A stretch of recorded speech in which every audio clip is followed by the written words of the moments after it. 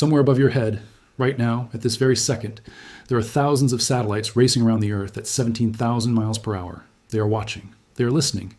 And two of the most powerful countries on the planet are in a secret, silent war to control them. Not with guns, not with bombs, but with technology so advanced, so deeply embedded in the daily lives of billions of people, that whoever wins this war will control the flow of information, the outcome of conflicts, and the future of the entire global internet. This is not science fiction. This is happening right now over the Middle East, over your head, and most people have absolutely no idea. Let us start with a moment that almost nobody outside of intelligence circles fully understood when it happened. On the night of January 8th, 2026, something extraordinary occurred in Iran. The government of the Islamic Republic, one of the most isolated and sanctioned nations on Earth, did something that experts said was virtually impossible. They jammed Starlink, not just a little, not just in one neighborhood. They knocked out up to 80% of Starlink's signal in key protest zones across Tehran, Isfahan, and Tabriz. 80%. The world's most advanced, most resilient satellite internet system. The same system that kept Ukraine connected during a full-scale Russian invasion was being systematically strangled in Iran. And the technology used to do it did not come from Iran alone. According to multiple defense analysts and intelligence experts, it came from Russia. And behind Russia, lurking in the shadows, the fingerprints of China's military researchers were all over the strategy. That moment, that single night of digital warfare over Iran, was the most visible flashpoint in a much larger, much older, and much more dangerous conflict. A conflict that has been quietly building for years. A conflict between Elon Musk's Starlink and China's answer to it, a project called G60, also known as Chenfan, which means thousand sails. And the Middle East is the battlefield where this war is being decided. To understand why any of this matters, you need to understand what satellite internet actually is and why it has become the most strategically valuable asset in 21st century warfare and geopolitics. For most of human history, controlling information meant controlling the printing press, the radio tower, or the television broadcast, but those things are tied to the ground. They can be destroyed, they can be seized, they can be switched off by a government with the right tools. Satellite internet is different. When Starlink is operating over your country, information travels from a device on the ground up to a satellite orbiting 550 kilometers above the Earth and back down again, all in under a tenth of a second. There is no cable to cut, there is no tower to bomb, there is no server farm to raid. The signal comes from space. This is why, when Russia invaded Ukraine in February of 2022, the first thing Ukraine's government did was beg for Starlink. Within days, Elon Musk had Starlink terminals being delivered to Ukrainian soldiers and civilians. Those terminals kept Ukraine's military communicating when Russia destroyed ground infrastructure. They kept journalists broadcasting when television stations were bombed. They kept ordinary people alive when traditional P-hone networks collapsed. Starlink did not win Ukraine's war. But without Starlink, Ukraine's resistance would have collapsed far sooner, and even Russia's military strategists acknowledged this privately. The lesson was not lost on Beijing. China's People's Liberation Army, the most powerful military force in Asia, spent the next 2 years studying exactly what Starlink did in Ukraine. They published research papers. They ran simulaciones. And what they concluded was chilling.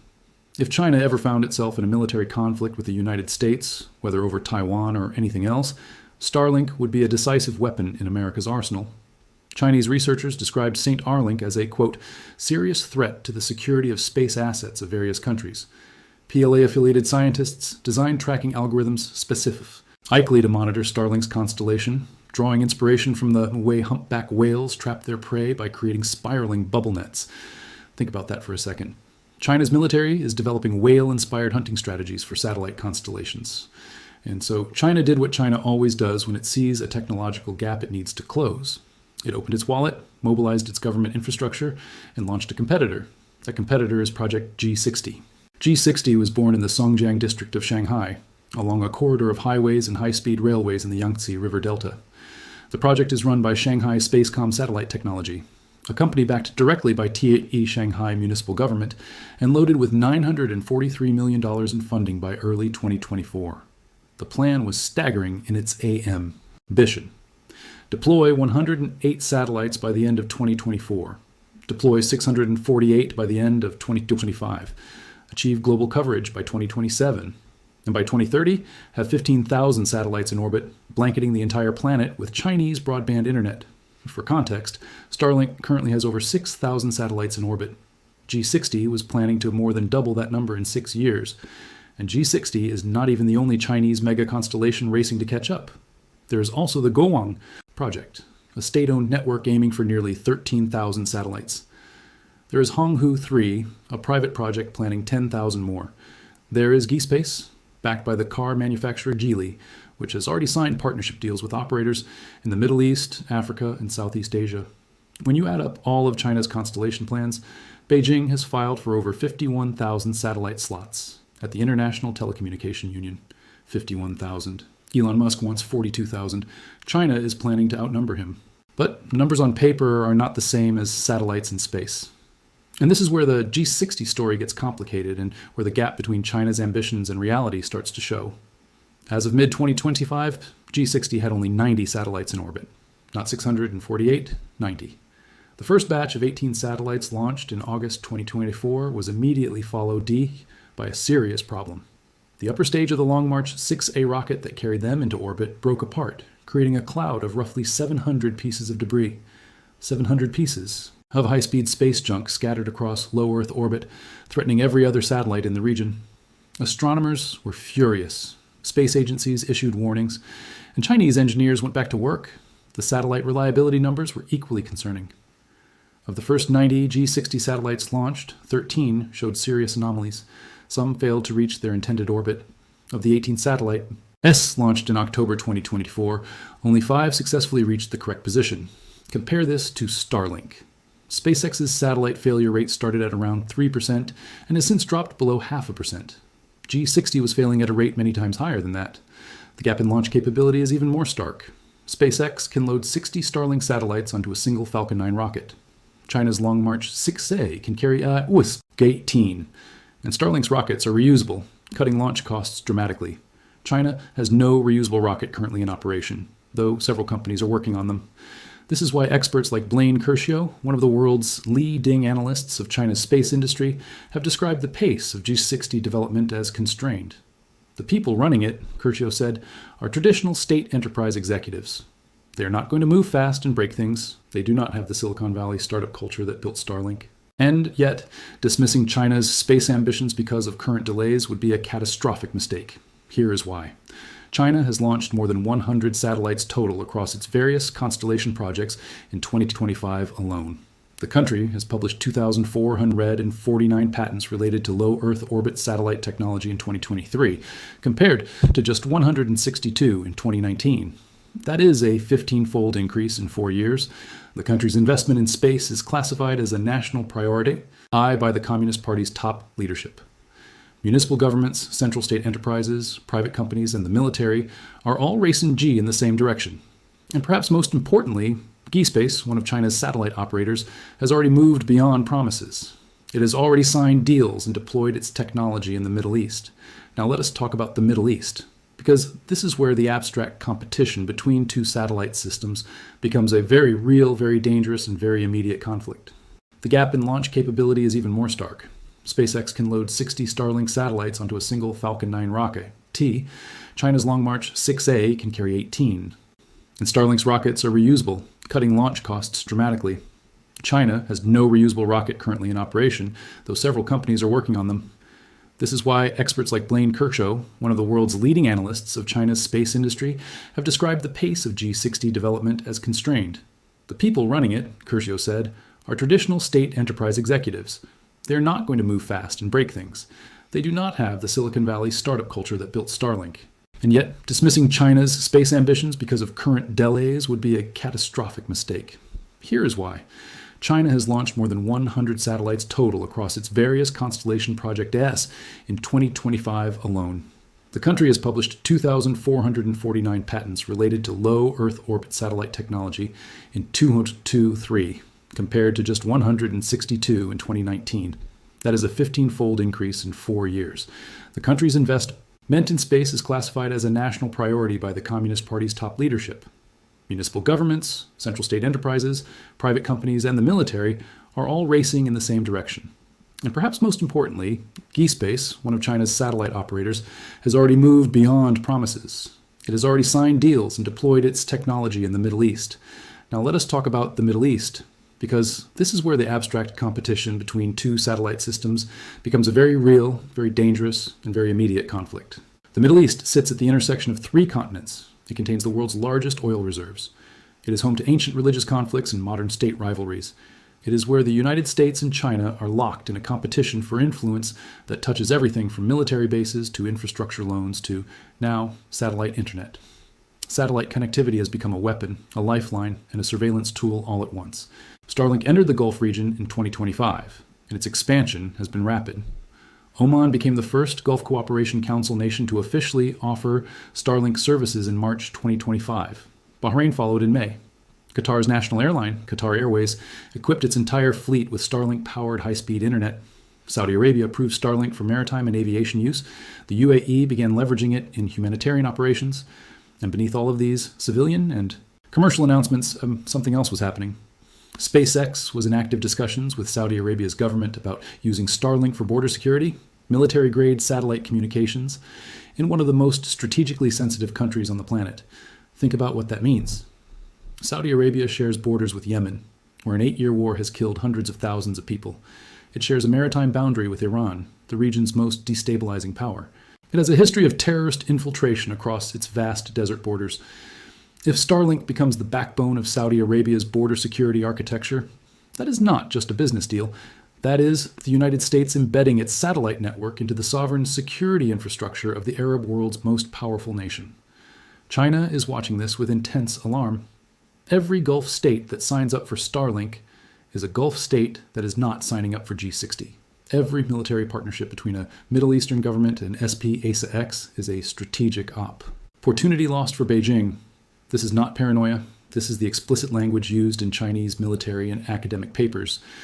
China's researchers have described Starlink's global expansion as a deliberate effort by the United States to use commercial satellite technology as an instrument of geopolitical power. And they are not entirely wrong. But China is not sitting still. The Digital Silk Road, Beijing's ambitious program to build digital infrastructure across the developing world, runs directly through the Middle East.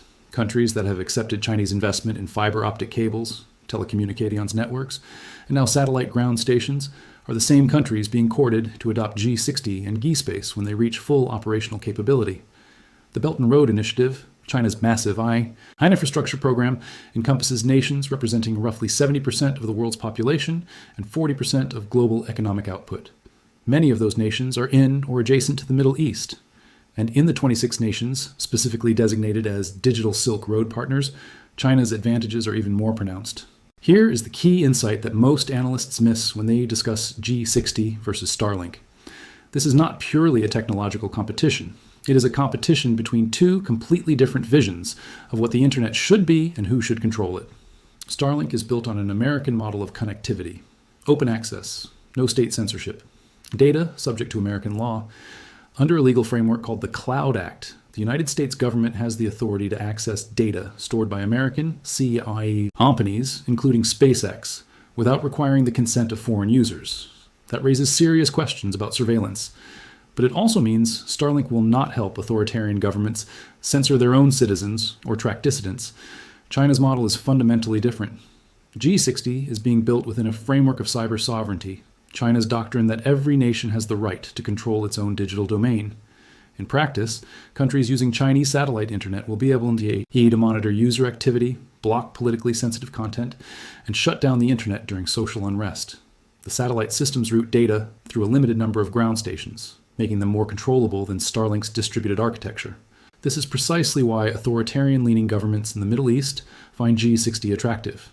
Not because the technology is better. In 2025, it is not. Not because the coverage is wider. It is not. But because it comes with a governance model that keeps governments in control of what their citizens can see. For leaders who fear unrestricted internet access, Chinese satellite connectivity is not a threat. It is a solution. Iran is the clearest example of this dynamic playing out in real time. And Iran's story is so extraordinary, so layered with espionage, electronic warfare, geopolitical brinkmanship, and life-or-death stakes for ordinary people, that it deserves to be told in full. Iran banned satellite receivers in 1994. For over 30 years, owning a satellite dish in Iran has been illegal. The government's control over information has been total, or as total as any government can achieve in the internet age. But then came Starlink. Small, portable, hard to detect. and impossible to stop through traditional means. When the woman, life, freedom protests exploded across Iran in September 2022 following the death of 22-year-old Mahsa Amini in government custody, Elon Musk activated Starlink over Iran and announced it publicly on his social media. Suddenly, Iranian protesters had a tool the regime had no answer for. Images, videos, and eyewitness accounts poured out of the country despite internet blackouts. The regime was furious, and it started planning its countermeasures. Then came June 2025. Iran and Israel fought a 12-day war, a conflict that involved Israeli airstrikes on Iranian nuclear facilities, Iranian ballistic missile attacks, and a cascade of events that reshuffled the entire security architecture of the Middle East. During this war, Musk again announced that Starlink's beams were on over Iran. Iranian authorities made a claim that stopped Western intelligence analysts in their tracks. They asserted that Israeli military operatives were using Starlink signals to coordinate drone operations and airstrikes against Iranian targets. Starlink, the company built to give civilians internet access, was being used, or at least alleged to be used, as a military coordination tool in an active war. The Iranian government responded by passing a new law. Possessing Starlink equipment in Iran was reclassified as potential espionage. The punishment? Death. This was not an empty threat. Iranian security forces began raiding homes in Tehran, Isfahan, and Tabriz, door to door, searching for Starlink terminals. State media broadcast videos of confiscated equipment, still in its original packaging, labeled as electronic espionage and esbotage it EMS. The IRGC, Iran's powerful Revolutionary Guard Corps, was leading the searches. People caught with Starlink equipment were arrested, and the government turned to its allies for something more powerful than raids. It went to Russia and China for military-grade jamming technology. What happened next was unprecedented in the history of electronic warfare. When protests erupted across Iran on December 28, 2025, triggered by an economic collapse that had driven inflation to over 40% and caused the Iranian rial to lose 73% of its value in 3 months, the regime did something it had never done before. It deployed military-grade electronic warfare systems specifically designed to knock out Starlink. These were not improvised jamming devices. According to Defense Security Asia, Iran had received Russia's Krasuka 4 system, a truck-mounted broadband jammer with a range of 150 to 300 kilometers, capable of disrupting satellite communications across multiple frequency bands. Iran also reportedly received the Murmansk BN, a long-range electronic warfare system with a theoretical jamming range of 5,000 kilometers. Iranian state media confirmed that specialists from both Russia and China had assisted in deploying these systems. The result was devastating for Starlink users inside Iran. Amir Rashidi, director of digital rights at the Mian Group, an organization that monitors Iranian internet censorship, reported that in some protest zones, packet loss on Starlink connections climbed to 80%. 80%. The connection was not gone, but it was so degraded as to be practically unusable. The human cost was staggering. The US-based human rights activists News Agensai reported at least 572 people killed and more than 10,600 arrested in the first weeks of protest. Activists trying to document the violence, journalists trying to get information out, ordinary Iranians trying to reach family members abroad, all found their Starlink connections suddenly unreliable. SpaceX pushed software updates that reduced the interference in some areas. In Tehran, packet loss dropped from 35% back to around 10% in some locations, but the jamming technology kept adapting. This was not a static attack. It was a dynamic, evolving electronic warfare campaign. When SpaceX countered one frequency band, the jamming shifted. When Starlink updated its GPS reconnection protocols, Iran's jammers targeted a different vulnerability. Rest of World, a respected technology publication, captured the stakes perfectly in a January 2026 analysis, noting that Iran appeared to have succeeded where Russia had failed. In Ukraine in 2022, when Russia tried to jam Starlink, SpaceX responded with software updates within hours and restored service. In Iran, no comparable fix had arrived. Tehran had cracked the code. It's barely even a sophisticated weapon. It's essentially plywood shaped into flying form, cheap and simple. Without Starlink, Ukrainian electronic warfare would swat them down easily. With Starlink, 1 in 3 hits its target. Think about that ratio. 33% accuracy on what amounts to a flying piece of wood with explosives attached. The analyst has words are stark in their simplicity. It is impossible to suppress them with electronic warfare. They can only be physically shot down if an anti-aircraft system sees them and shoots them down. But Ukraine doesn't have unlimited anti-aircraft ammunition. They can't shoot down every drone. And Russia, with its vastly larger industrial base, can produce drones far faster than Ukraine can produce interceptors. The Institute for the Study of War, a highly respected conflict analysis organization based in Washington, D.C., published findings that should alarm anyone paying attention. Russian forces are increasingly using Starlink satellite systems to extend the range of BM-35 strike drones to conduct mid-range strikes against the Ukrainian rear, the rear. Not the front lines where military forces clash, the rear, where civilians live, where hospitals operate, where children go to school, where trains carry passengers who just want to get home. The Institute calculated that with a 500-kilometer range, most of Ukraine falls within striking distance. But it doesn't stop at Ukraine's borders.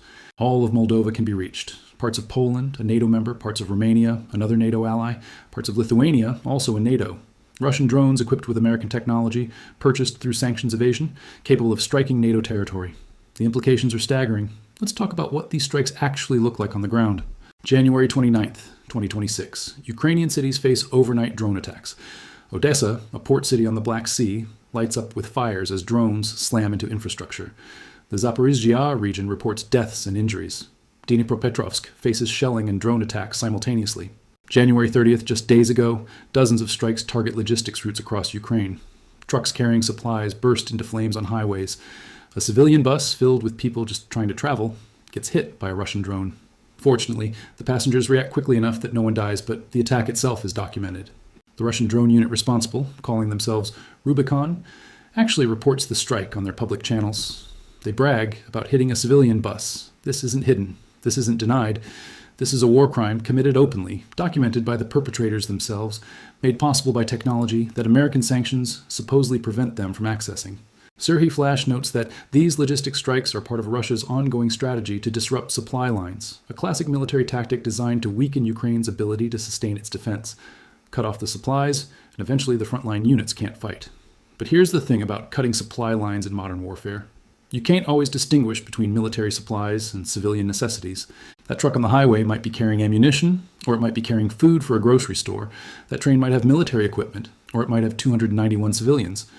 With the precision that Starlink enables, drone operators can see what they're targeting. They can make that distinction. The fact that they repeatedly choose civilian targets tells you everything you need to know about the intent behind these strikes. President Volodymyr Zelensky didn't mince words after the train attack. In any country, a drone strike on a civilian train would be regarded in the same way, purely as an act of terrorism. Deputy Prime Minister Oleksiy Kuleba emphasized that there was no military target involved. None. This was direct Russian terror against civilians. Russia's government routinely denies targeting civilian infrastructure. They claim every strike hits legitimate military targets. They dismiss evidence to the contrary as Ukrainian propaganda. Yet the pattern is undeniable. Energy infrastructure gets hit repeatedly, leaving millions without heat in the dead of winter when temperatures plunge below freezing. Half the homes in Kyiv, Ukraine's capital, were left without heating after strikes in late January. Most of the city was cut off from electricity. This isn't collateral damage. This isn't accidental. This is deliberate targeting of civilian infrastructure designed to break Ukrainian morale by making normal life impossible. And increasingly, it's being carried out with Starlink-guided precision. Olena Kryzhenivska, a Ukrainian defense analyst, stated bluntly that Russia has started using Starlink on other drones and is now using it on Shaheds as well. The attack on the train was not surprising at all, she said. Not surprising because this has become the new normal.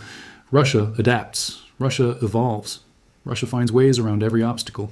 So how exactly are these Starlink terminals ending up on Russian drones? The procurement chain is deliberately obscured, running through third countries where Starlink operates legally. A buyer in, say, Kazakhstan, or the United Arab Emirates or Turkey purchases terminals through legitimate channels. Those terminals then make their way through various intermediaries until they cross into Russia or occupied Ukrainian territory. SpaceX can't easily track this. Once a terminal is sold in a country where service is authorized, monitoring its physical location becomes incredibly difficult. The company relies on geolocation data, but sophisticated users can mask or spoof that information. SpaceX stated repeatedly that their terms of service do not allow offensive military use, that Starlink is a civilian commercial system. Gwynne Shotwell, SpaceX's president, explained that Ukrainians have leveraged Starlink in ways that were unintentional and not part of any agreement. The service was meant for humanitarian purposes, for hospitals and families affected by invasion, not as a weapon system. She specifically mentioned Ukrainian attempts to put terminals on drones trying to blow up Russian ships, saying she was happy to donate services for ambulances and hospitals, but that it was wrong to pay for military drone strikes. But here's the uncomfortable reality. You can't create a powerful dual-use technology and then control exactly how it gets used once it is in the field. Starlink provides high-bandwidth, low-latency internet connectivity from space. That connectivity doesn't care whether you're video calling your family or piloting a drone toward a target. The signal doesn't distinguish between browsing websites and transmitting targeting data. Once you provide the tool, you lose control over its application. Ukraine understood this from the beginning. Ukrainian forces immediately began using Starlink for military purposes, because it was the only thing that worked when Russian jamming shut down everything else. They used it to connect drones, coordinate strikes, send real-time battlefield imagery to commanders who could make split-second targeting decisions. SpaceX found itself in an impossible position. Shut down service over Ukraine entirely. And you cut off millions of civilians plus cripple Ukrainian defense. Try to selectively disable terminals used for drone strikes, and you can't distinguish friend from foe in a chaotic war zone. Do nothing and accept that your technology will be used in ways you never intended and specifically prohibit in your terms of service. The Pentagon tried to solve this problem through contracts. If SpaceX was providing critical infrastructure for Ukrainian defense, the thinking went, then formalize that relationship. Create a contractual arrangement that prevents SpaceX from unilaterally cutting off service while also providing legitimate compensation for services rendered. Senior defense officials held multiple meetings, but they weren't used to dealing with a private entity they couldn't simply order around. In February 2023, Minister Fedorov reported no problems with Starlink operation in Ukraine. Technical restrictions intended to keep Russian forces from using the system appeared to be working. Cities near front lines found no indications of coverage trouble. It seemed like the issue was contained. Fast forward to January 2026, and clearly something has changed. The restrictions aren't working anymore. Either Russia has found technical workarounds, or the sheer volume of terminals being smuggled into Russian hands has overwhelmed SpaceX's ability to identify and disable them. Flash, the Ukrainian military analyst, examined crashed Russian drones and found something telling. The Starlink terminals weren't crudely zip-tied to the airframes and field modifications. They appeared to be factory-level or small series integrations, with terminals embedded directly into drone structures. This suggests organized production, not improvised battlefield adaptation. Somewhere, whether in Russia or in occupied territory, facilities are manufacturing drones, with Starlink integration as a design feature. The scale of this operation becomes clear when you look at the numbers. Fedorov reports over 6,000 drone launches in the past month. Flash describes swarms of Starlink-equipped drones hitting energy facilities. Individual strikes occur across the country every single day. This isn't a handful of terminals that slipped through sanctions. This is systematic procurement and deployment at scale. Ukrainian officials acknowledge they've contacted SpaceX and proposed ways to address the problem. Fedorov personally oversees the response. He thanks SpaceX President Gwynne Shotwell and personally thanked Elon Musk for their swift response. But what exactly constitutes a swift response? What can SpaceX actually do when terminals purchased legally in third countries are smuggled into unauthorized territory? Radosław Sikorski, Poland's deputy prime minister and foreign minister, confronted Musk directly on X, the social media platform Musk owns. Stop the Russians from using Starlinks to target Ukrainian cities, Sikorski demanded. It was a simple request backed by the urgency of civilians dying under precisely guided attacks. Musk's response was not diplomatic. He called Sikorski a drooling imbecile and insisted that Starlink was the backbone of Ukraine military communications. He did not address how to stop Russian use. He did not acknowledge the problem. He attacked the messenger and defended his technology's importance to Ukraine, which nobody was disputing. The exchange revealed the fundamental tension at the heart of this crisis. Starlink is simultaneously Ukraine's lifeline and a weapon being used against Ukrainian civilians. Both things are true. Acknowledging one doesn't negate the other, but finding a solution requires grappling with both realities simultaneously. The technical challenge is immense. Starlink operates through a constellation of thousands of satellites in low Earth orbit. These satellites are constantly moving, creating a complex web of coverage across the planet. When a terminal activates, it connects to whichever satellites are overhead at that moment. The system is designed for resilience and redundancy. Take down one satellite, and dozens of others provide coverage. Jam one. Frequency, and the system adapts to others. This is fantastic for providing reliable internet in remote areas or conflict zones. It's also what makes the system nearly impossible to selectively disable for specific users. SpaceX can geolocate terminals and theoretically deactivate service in certain areas. But Ukraine and Russia are fighting across a front line that stretches hundreds of kilometers. Occupied territories blend into contested territories, blend into Ukrainian-controlled territories. A terminal's GPS coordinates might place it in occupied Donetsk, where Russian forces operate. But how do you distinguish between a terminal being used by Russian troops versus Ukrainian resistance fighters operating behind enemy lines? shut down service in all occupied territories, and you cut off Ukrainian civilians and partisan forces who desperately need that connection. Russia has also demonstrated sophisticated electronic warfare capabilities throughout this conflict. If anyone can spoof geolocation data or mask terminal identities, it's Russian military intelligence. They've been playing this game for decades. They have the expertise, the resources, and the motivation to stay one step ahead of any blocking efforts. Meanwhile, every day that passes sees more drones launched, more strikes conducted, more civilians killed or wounded. Ukraine's sanctions commissioner, Vladislav Vlasyuk, pointed out that the growing use of Starlink by Russia demonstrates that sanctions pressure from Ukrainian allies is insufficient. Simply banning sales to Russia does not work when Russia can purchase through intermediaries in dozens of other countries. You need to trace the supply chains, identify the procurement networks, sanction the intermediaries, and somehow do all of this faster than Russia can establish new routes. It's a game of whack-a-mole played at geopolitical scale while people die in the interim. The Institute for the Study of War's analysis about NATO territory being within range is not theoretical fear-mongering. It's based on documented drone capabilities and flight distances. A BM-35 drone equipped with Starlink, launched from Russian territory or occupied Ukraine, can reach parts of Poland, Romania, and Lithuania. These are NATO countries. Article 5 of the North Atlantic Treaty states that an attack on one member is an attack on all. What happens if a Russian drone, guided by American technology, strikes a target in Poland? Does that trigger collective defense obligations? Is it an attack by Russia on NATO? And what is the appropriate response when the enabling technology came from an American company that's technically not supposed to be providing service to Russian forces in the first place? These questions don't have clear answers, which is precisely why the situation is so dangerous. European Union Foreign Policy Chief Kaja Kallas accused Russia of not taking peace negotiations seriously. We see them increasing their attacks on Ukraine because they can't make moves on the battlefield, so they are attacking civilians. She stated at a meeting of EU foreign ministers. The logic is brutal but clear. If you can't win military victories against Ukrainian armed forces, you try to break civilian will to resist. You make life so unbearable that people demand their government surrender just to make the attacks stop. Starlink-guided drones make this strategy more effective by increasing accuracy and reducing the cost per strike. Why fire an expensive cruise missile when a $400 Starlink terminal mounted on a cheap drone can achieve similar results? This is the calculus Russia is making. This is why the attacks continue to escalate.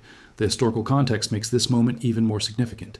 When Starlink first activated over Ukraine in February 2022, it was hailed as a triumph of commercial space technology supporting democracy against aggression. Major news organizations ran stories about how Musk's quick action saved Ukrainian communications. Ukrainian officials expressed profound gratitude. SpaceX was positioned as a technological hero in a modern David versus Goliath story. Now, nearly 4 years later, that same technology is being used to guide precision strikes against the very people it was meant to help. The narrative has become far more complicated.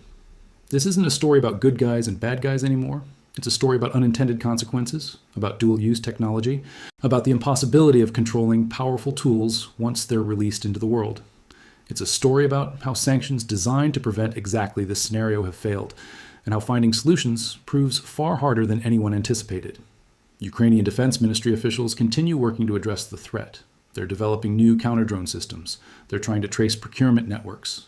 They're requesting more anti-aircraft systems from allies, but they're also acknowledging a hard truth. Ukraine has become over-reliant on Starlink. A U.S. Department of Defense official stated in 2022 that alternative communication systems existed on Ukrainian battlefields, but in practice, nothing matches Starlink's combination of coverage, bandwidth, and resilience. Ukrainian officials admit they haven't found an equivalent in terms of quality of service. This dependency creates vulnerability. If SpaceX were to cut service tomorrow, Ukrainian military communications would be severely degraded. But if service continues unchecked, Russian forces will keep exploiting it. The solution everyone hopes for is technical. SpaceX implementing better controls, improved geofencing, enhanced terminal authentication, artificial intelligence systems that can analyze usage patterns and identify suspicious activity, block terminals that exhibit behavior consistent with offensive military operations. The problem is that legitimate military communications and offensive drone control can look very similar from a data traffic perspective. Both involve sustained bandwidth usage, encrypted connections, and real-time data transmission. Ukrainian forces controlling their defensive drones present virtually identical technical signatures to Russian forces controlling offensive drones. Machine learning algorithms might eventually distinguish between them, but that requires vast amounts of training data, sophisticated analysis, and time to develop and deploy. Meanwhile, the attacks continue daily. Families, lives, dreams. They were murdered by a drone operator who watched through a camera feed as the weapon closed in on its target. That operator made a choice. They could have aborted. They could have aimed for the locomotive, at least making a case for disrupting logistics. Instead, they deliberately targeted the passenger car. That's not war. That's not military necessity. That's murder, made possible by technology that American sanctions were supposed to keep out of Russian hands. Every attack on energy facilities means someone freezes in their home. Every severed logistics route means medicine doesn't reach hospitals, food doesn't reach stores, supplies don't reach people who need them. The statistics become numbing after years of war. Thousands dead, millions displaced. But each number